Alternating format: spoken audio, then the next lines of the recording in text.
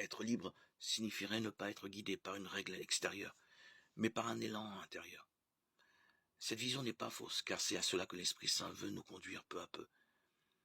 Mais cela suppose tout un travail intérieur de discernement sur les désirs qui nous habitent. Viennent-ils de Dieu ou de notre psychisme blessé? Et de purification pour laisser de côté ceux qui peuvent nous détruire. Et ainsi, encourager les bons désirs. Finalement, pour parvenir à une juste notion de liberté, il est essentiel de comprendre le lien qui existe entre la liberté et l'amour. D'une part, il n'y a pas d'amour sans liberté, et c'est ce qui rend la liberté si précieuse. L'amour véritable existe entre deux personnes qui se donnent librement l'une à l'autre. Ainsi, Dieu respecte notre liberté. Il ne veut pas avoir en face de lui des esclaves, mais des fils qui l'aiment librement.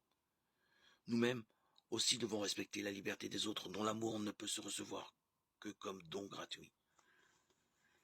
Il n'y a pas d'amour sans liberté, mais inversement, il n'y a pas de liberté sans amour. Que faire alors de ma liberté?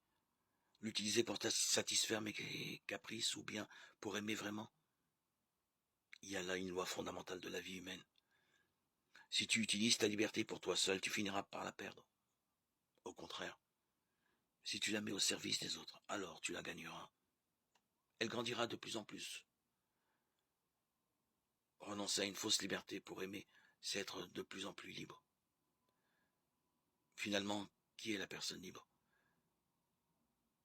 Ce n'est pas la personne toute puissante qui peut réaliser tous ses désirs et possède tout ce qu'elle veut.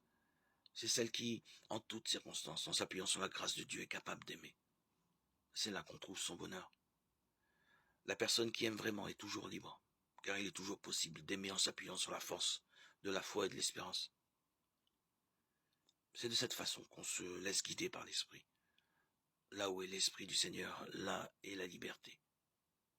2 Corinthiens 3, 17.